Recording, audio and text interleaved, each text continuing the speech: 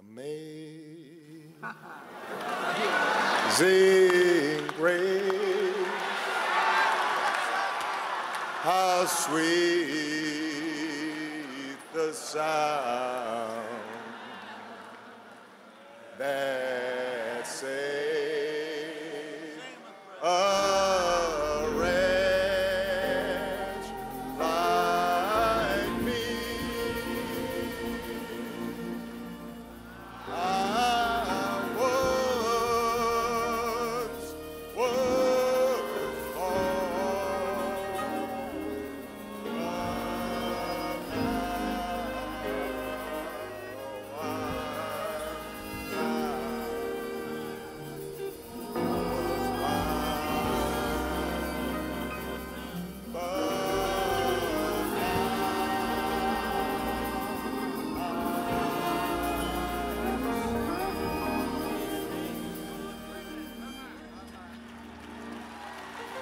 Clementa Pinckney found that grace. Cynthia Hurd found that grace. Susie Jackson found that grace. Ethel Lance found that grace. The Payne Middleton doctor found that grace. Tywanza Sanders found that grace. Daniel L. Simmons Sr. found that grace. Sharonda Coleman Singleton found that grace. Myra Thompson found that grace. Through the example of their lives, they've now passed it on to us. May we find ourselves worthy of that precious and extraordinary gift as long as our lives endure. May grace now lead them home. May God continue to shed his grace on the United States of America.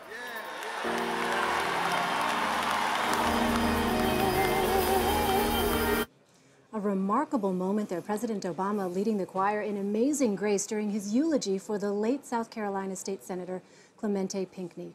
We are joined now by Wendy Wilson, former managing editor of Ebony Magazine, Janus Adams, a historian, and Wesley Lowery, a national reporter for the Washington Post, to discuss the president's eulogy. And first of all, I guess I'd like to start with you, Janus, because the president talked about the church, the black church, and what the black church has meant to the African-American community. He talked about children being told that they are loved and smart. I wonder if, for people who aren't familiar with the black church, explain its role in African-American life. Well, in that unprecedented moment, he spoke very eloquently of the church, but the church being very much rooted in the community. It is the black church that is a place, and across denominations, that people came together for sanctity. And let's be honest, they came together in the church to get away from segregation, from racism, from slavery, from Jim Crow, from the evil that was being perpetrated against them outside that sanctuary.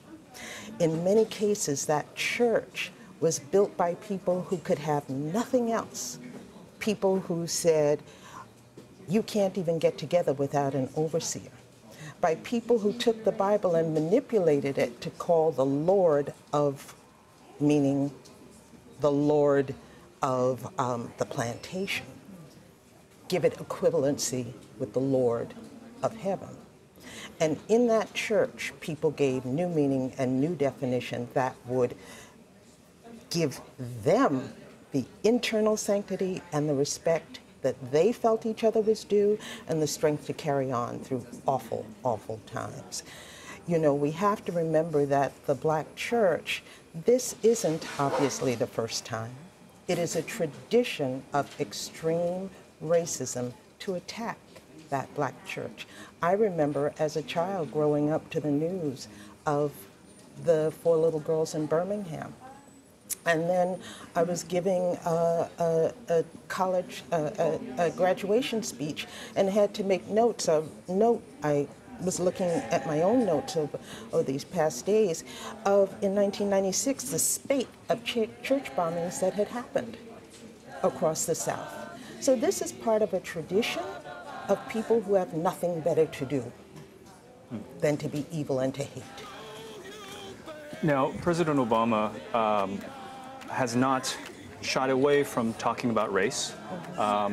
He obviously spoke about it quite a bit today in the speech. Taking a step back, what we saw just now was quite profound. Our first African-American president speaking to issues of race. And he had mentioned that the killer was hoping to create divisions within America. He was blinded by his hate.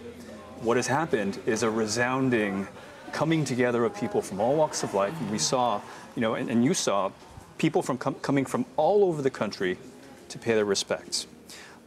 How is it that it's taken us this long to start this honest conversation about racial strife in the U.S. today? Wendy?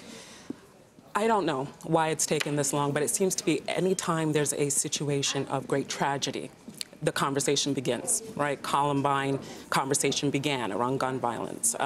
Here we are again, conversation is beginning.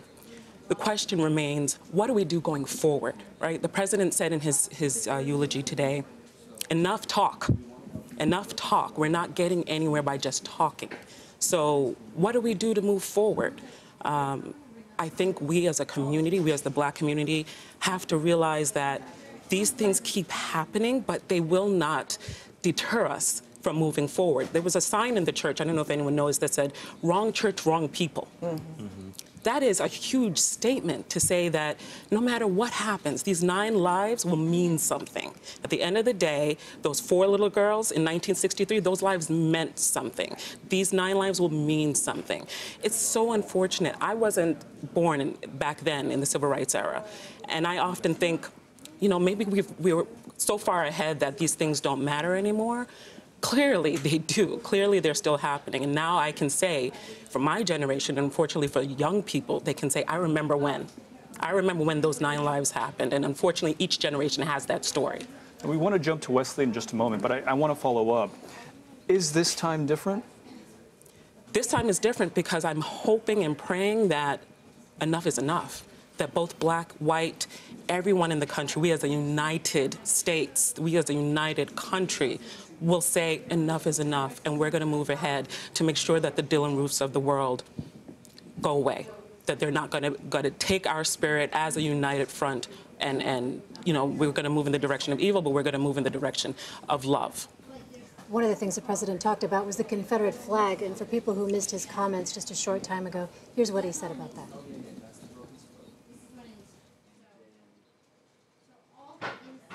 As we all have to acknowledge, the flag has always represented more than just ancestral pride. Yes, sir. Yes, sir.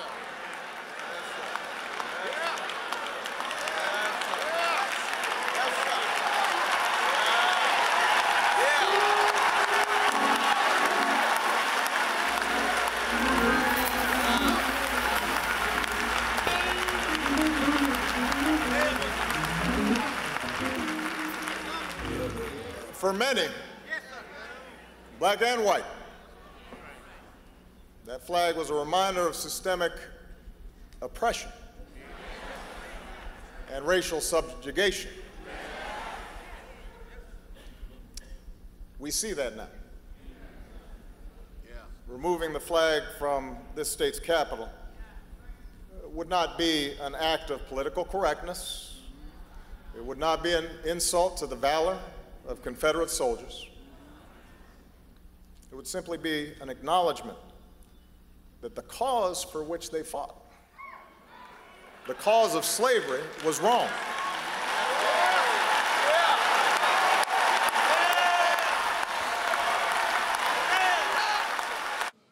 I want to bring in Wesley Lowery with the Washington Post. Wesley, what was your take on the president's comment there on the Confederate flag?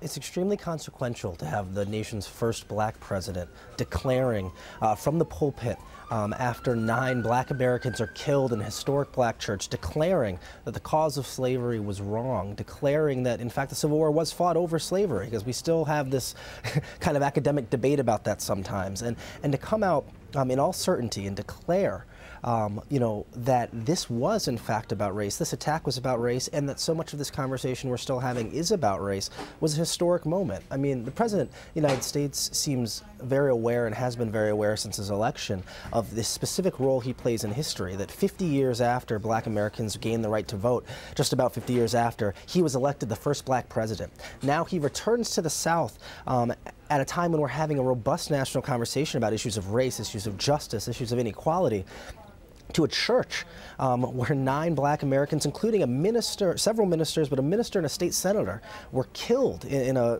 anti-Black hate crime. He returns to the South to watch the Confederate flags coming down and to declare, you know, once and for all, another round of victory over the powers of evil, over slavery. It's extremely historic. Wesley, you wrote an article recently about how people view racial issues. You said that Black Americans find race to be a much more pressing issue than almost any other demographic. Why is that? Of course, I think that so much of it right now is that we are caught in this moment of conversation. A lot of it powered by online and social media, this idea that Black Americans specifically can now tell their stories in ways they previously could not, whether it be through taking to Twitter and to Facebook, whether it be to taking video on their phones of their own interactions, whether that be with police officers or we saw with a college advisor. We've seen case after case of Black Americans in recent years and this year talking about cases in which they feel they face prejudice and racism and discrimination. And so because of that, there's a different level of awareness, and also Black Americans have been emboldened in a way to talk frankly about these things. And I think we've seen a president now who has also been emboldened, both with his address from Selma earlier this year and this address today in Charleston. Now, Janus, I want to come back to you. Let's talk a little bit about the Confederate flag. There's a lot of conversation. A couple states have moved to remove the flag from state grounds and from logos and whatnot. Is it enough to begin this process of removing the Confederate flag? You know, I think that sometimes people do things politically because it's an inconvenient truth. And if you remove the flag, then you kind of remove the conversation. That flag should have been gone years ago. It should have been buried along with the Confederacy. It symbolizes people who were traitors to the United States. It symbolizes such evil that it should have been gone. The truth is that it was resurrected during the Civil Rights Movement. That's what makes it so noxious, not just because it's something from the past, but because other than some people who might have wanted it to be stereotypical about it on the back of their pickup truck, it was much more than that. You know, the Ku Klux Klan used to regularly induct presidents of the United States as an honorary member. So that's the environment in which we grow up. We come of age as a people.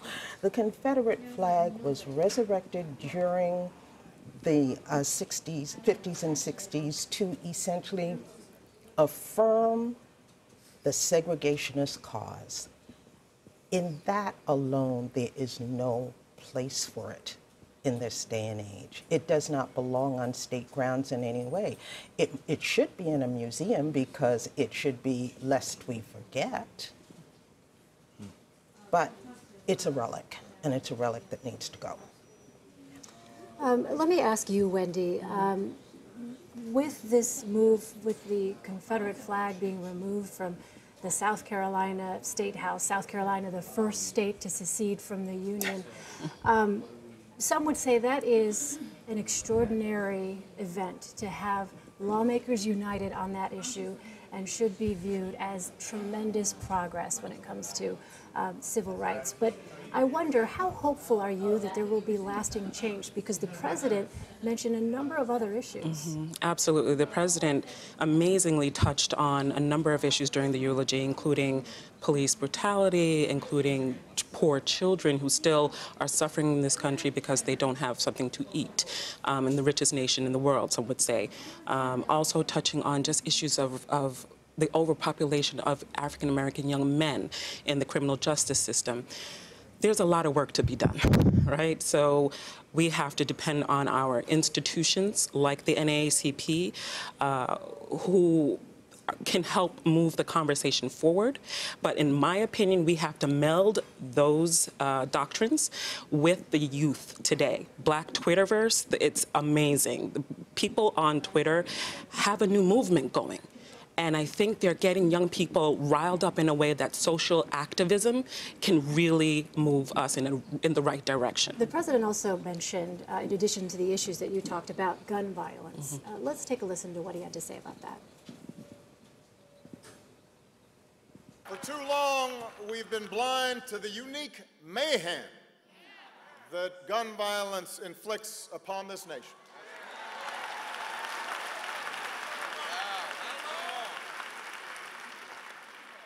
Sporadically, our eyes are open. When 8 of our brothers and sisters are cut down in a church basement, 12 in a movie theater, 26 in an elementary school. But I hope we also see the 30 precious lives cut short by gun violence in this country every single day. The countless more whose lives are forever changed. The survivors crippled. The children traumatized and fearful every day as they walk to school. The husband who will never feel his wife's warm touch.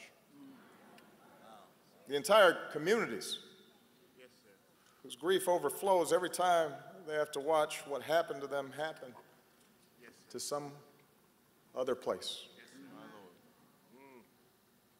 The vast majority of Americans, the majority of gun owners, want to do something about this. We see that now.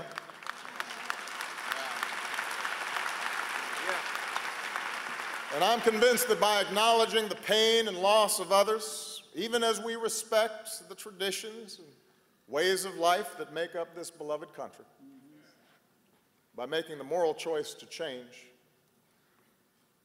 we express God's grace. Amen.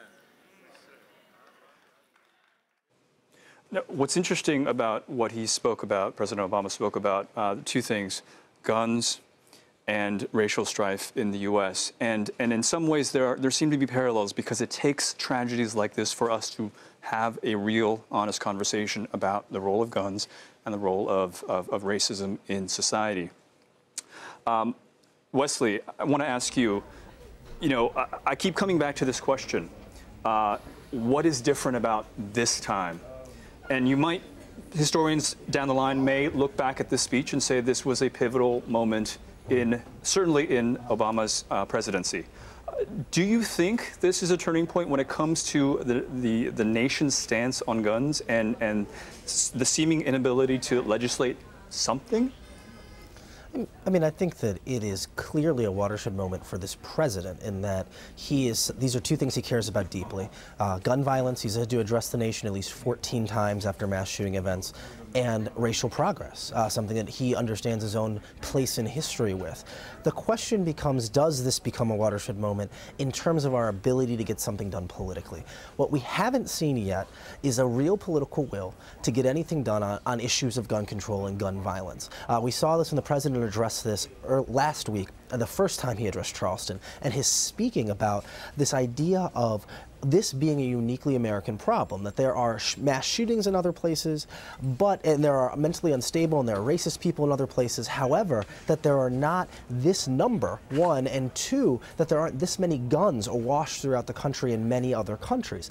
This is something that the president has spoken passionately about for most of his 2 terms. He often refers to Sandy Hook as the darkest moment of his presidency.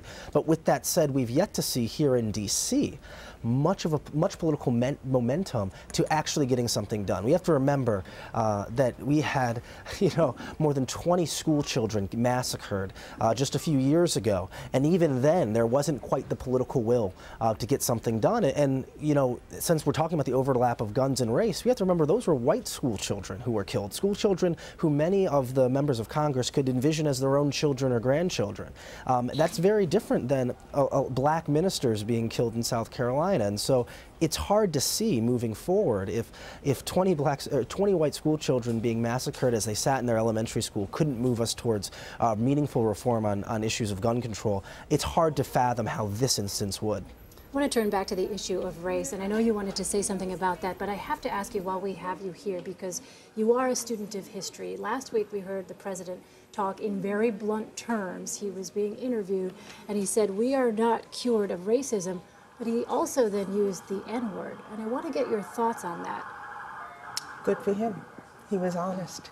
I mean, this N-word business to me is so disingenuous. You know, so what? Don't tell me that some rapper, you know, uses it. I mean, who's the adult in the room? The issue is that, and he used it so appropriately, to simply speak a truth. Simply not saying it didn't prevent all these people from getting slaughtered. Simply not saying it doesn't mean that we don't have police officers who we empower to do their jobs. We have given them a license to kill, and then we let them off the hook when they do so. 40 how many bullets pumped into Amadou Diallo on his porch, and the judge exonerates them, saying it was reasonable to assume that he might be. Reasonable to whom? We have that tradition. We have Eric Garner given the death penalty for some loose cigarettes. Some would say there's been progress on that front, though. When you look just to North Charleston, for instance, the murder of Walter Scott, a black man who was unarmed. The original story by the police officer was that there was a struggle, but clearly cell phone video emerged that absolutely was contrary to the officer's account, and now that officer, that white officer, is facing murder charges. He should have been facing murder charges solely on the basis of black testimony. But we have a history here in this country where blacks were not allowed to testify in court on their own behalf, particularly if there was a white person who said otherwise. That was written into those Jim Crow laws. That is the tradition of America. So therefore, we have a situation where black people were forced off of juries because it was said that we were biased. But who was saying this? It is interesting to consider progress, but we have to put it in context. And for me, the context begins in 1619, when 20 Africans were forced on shore in chains, and the record was called 20 and odd niggers were traded for victuals and food. That's what we're talking about here, and the fact that we don't address it, that the country has profiteered on that, that heaven forbid, you asked why do blacks speak more about race? Well, maybe because most of the Native Americans are gone. So when I look at what happened to us and I put it in the context of, for heaven's sakes, what happened to them, yeah, we have to speak. We always had to speak, you know? Going back to the question about progress, it may be incremental, it may be, you know, laced with lots of tragedies like this that get us back to the table. Wendy, are we seeing any measurable progress when it comes to race relations and the real honest conversation that we have about it? Well, we see progress in things like Loretta Lynch being nominated as the first Attorney General of the country. She was actually sworn in the day that this tragedy happened. So it's like, yes, we move, you know, a couple steps forward, but we're still moving some steps back. Progress is possible, absolutely. But like you said, we need to have these conversations, honest, real conversations with one another. This is the first president that is having these honest and real conversations. He's not shying away from it. He's not saying, well, you know, let's skirt it under or let me wait until the next president comes in. He's got another year and a half left, and let's hope that this doesn't happen again, that he's not at another eulogy saying the same thing. right? So yes, progress is possible, but we need everybody to really have real conversations. Everyone from senators, congresspeople, our mayors, our, elected officials, and in the home. That's where it has to start, right? White parents have to have these conversations with their children. Black parents are already having these conversations. Always had the Always talk. have had the talk. But now we've got to, it has to penetrate into everyone's home. It has to be a part of the lexicon, whether it's taught in schools or I don't know, but it has to be a part of the fiber so that we can begin to heal. This is a major bullet wound in terms of the fabric of our country that we put a Band-Aid over. It's going to continue to bleed. CBS has eloquently covered a man named Grover Norquist, who got Republicans to sign an oath that they would not talk about gun control or he would come after them. This is no different than in the early 1800s and the ban that was put in Congress on talking about slavery. This is about power. We act as though it's about guns. It's not. It's about power and who gets to exercise it, who kowtows to it, how we coddle people who are doing things that we all know should not be done. Sandy Hook should not have happened, and these things. We all know that evil people do evil things, whether they have a gun, a knife, or whatever. That's not the issue. The issue is whether or not we draw that line in the sand and say, it's not acceptable. It's officially not acceptable, and it's personally not acceptable. And until we do that, the power of those who are playing games that really don't have anything to do with our lives, but have to do with their hold on power, will continue to exist. Thoughtful conversation here. Janus Adams, Wendy Wilson, and Wesley Lowery in Washington. Thank you all so much for your insight. Thank you. Thank you.